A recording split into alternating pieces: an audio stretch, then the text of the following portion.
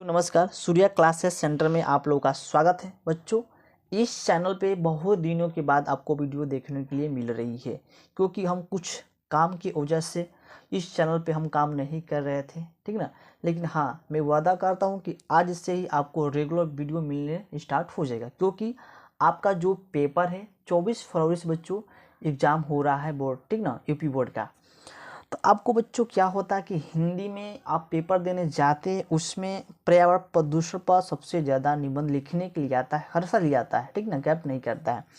अगर आपको पता रहेगा तो तभी तो लिख पाएंगे। तो बच्चों वही चीज़ हम आपको बताने वाला हूँ कि पर्यावरण प्रदूषण पर निबंध कैसे लिखा जाता है, किस किस बातों को हमको ध्यान देना होता है, ठीक ना। तो आप लोग इस वीडियो को शुरू से लेकर अंत तक वॉच करिए, देखिए और समझिए, ठीक ना। आपके पास बहुत कम बचा हुआ है समय, तो इसी समय बच्चों आपको सही ढंग से तैयारी करना है।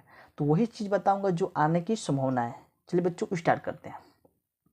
सबसे पहले आपको करना क्या है, आप पेपर में ब्लैक पेन से लिखेंगे पर्यावरण प्रदूषण हेडिंग।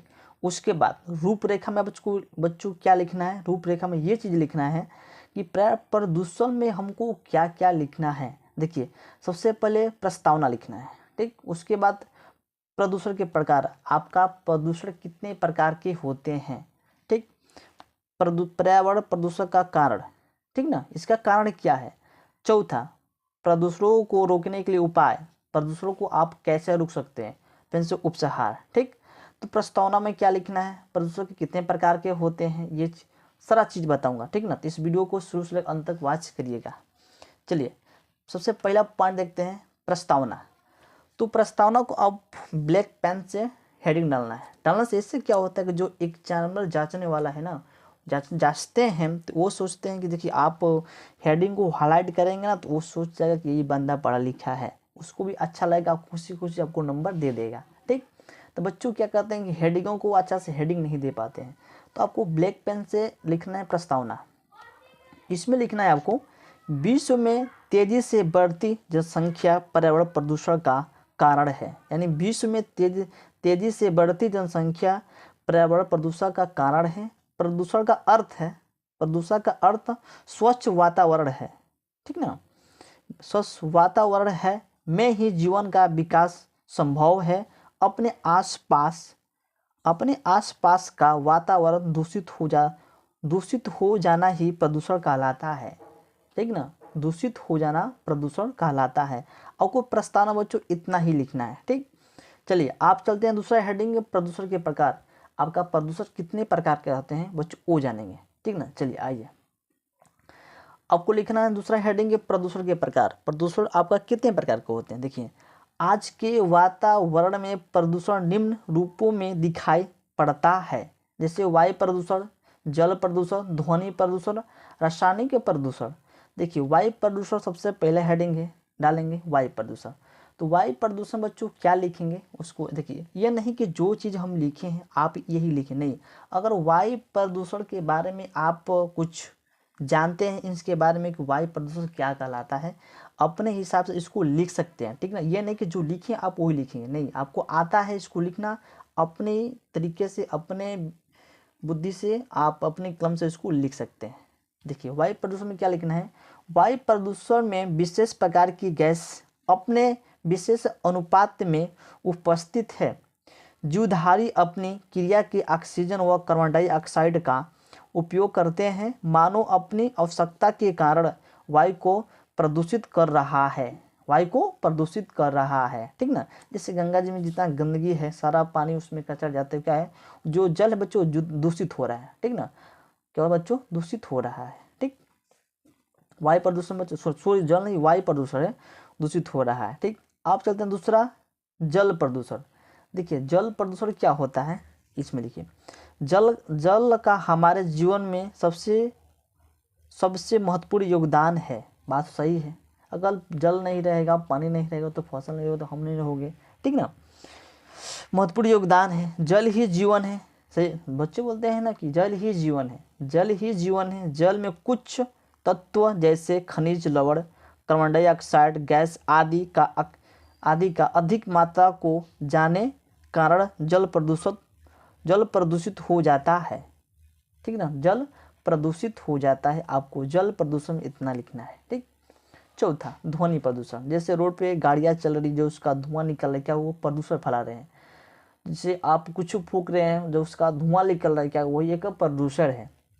देखिए ध्वनि प्रदूषण क्या बच्चों, ध्वनि प्रदूषण प्रदूषण आज की एक नई समस्या है, एक नई समस्या है। इन्हें वैज्ञानिक प्रगति में पैदा किया है, वैज्ञानिक प्रगति में पैदा किया है। जैसे मोटर, कार, ट्रेन तथा कारखाने, मशीनें, लाउडस्पीकर आदि से ध्वनि प्रदूषण ध्वनि प्रदूषण बढ़ सकता है, ध्वनि प्रदूषण बढ़ सकता है। जैसे वैज्ञानिक लोग अच्छे अच्छे गाड़ी बना रहे हैं, उससे क्या होते हैं, जब गाड़ी रोड पर चलती है, जब उसका धुआं निकलता है, क्या एक प्रदूषण की तरफ से बच्चों निकल रहा है। तो तीसरा हो गया। चलिए चौथा जानते हैं, चौथा आपका प्रदूषण क्या है, ठीक है। देखिए चौथा बच्चों है रासायनिक प्रदूषण। रासायनिक प्रदूषण क्या है, आज के आधुनिक खेती रासायनिक प्रदूषण तेजी से बढ़ रहा है। अत्यधिक जनसंख्या वृद्धि के कारण उपजाऊ में वृद्धि के लिए दवाइयों, कीटनाशकों का प्रयोग किया जा रहा है। जब बैक्टीरियो में बहुधा विप्लो द्रव निकलते हैं। देखिए आजकल क्या हो रहा है बच्चों की, जो भी फसल बो रहे हैं उसमें क्या है कि दवाई के बल पर उसको बहुत जल्दी से तैयार कर रहे हैं। उससे क्या होता है, जो चीज़ अपने समय पर होने वाला है बेसमय से हो जाए, तो उसको बच्चों कुछ ना कुछ उसमें गड़बड़ी तो होबे करे, आप खाए पिएंगे तो। वही बच्चों रासायनिक प्रदूषण आपको लिखना है। अब जब प्रदूषण के कारण मतलब प्रदूषण क्या कारण है कि प्रदूषण फैलता है, प्रदूषण हो रहा है। जैसे पर्यावरण प्रदूषण का सबसे बड़ा कारण है विश्व में तेजी से जनसंख्या वृद्धि है। विश्व में तेजी से संख्या वृद्धि हो रही है, बात सही है। तो विश्व की जनसंख्या आज सुरसा के भांति विकराल, इसका बुरा प्रभाव पड़ रहा है। क्या है, इसका भांति विकराल, इस सफा बुरा प्रभाव पड़ रहा है, ठीक। प्रदूषण के कारण है बच्चों, ठीक। आप देखिए प्रदूषण को रोकने का उपाय, आप प्रदूषण को कैसे रोक सकते हैं, ये लास्ट आपका हेडिंग है। बढ़ती हुई जनसंख्या पर रोकथाम तथा अधिक से अधिक वृक्षारोपण किया जाए। जल में कचरे और मृत रसों में न बहाया जाए तथा धुआं से बचने के लिए कल कारखाने को वहाँ बनाया जाए जहाँ जनसंख्या कम हो, बात सही है। पानी में मतलब प्रदूषण को रोकने के लिए ज़्यादा से ज़्यादा वृक्ष लगाएं और जल में कचरे ना फैलाएं, ठीक ना। और धुआं से बचने के लिए कारखाने वहाँ बनाया जाए जहाँ जनसंख्या कम हो, ठीक। आप इससे प्रदूषण से बच्चों बढ़ सकते हैं। बच्चों यही है आपका पर्यावरण प्रदूषण। अगर आप लोग इतना करके आते हैं, लिख के आते हैं, तो बच्चों मैं वादा करता हूँ आपको इसमें एक भी नंबर नहीं काटा जाएगा, ठीक। क्योंकि आपके पास समय बहुत कम बचा हुआ है, बस आपको पढ़ना है, बस पढ़ते रहिए। मैं अच्छा से अच्छा क्वेश्चन कराएंगे, आपका पासिंग मार्क बच्चों आ जाएगा। चलिए उम्मीद करता हूँ आपको ये वीडियो अच्छा लगा तो लाइक कमेंट सब्सक्राइब जरूर करिए।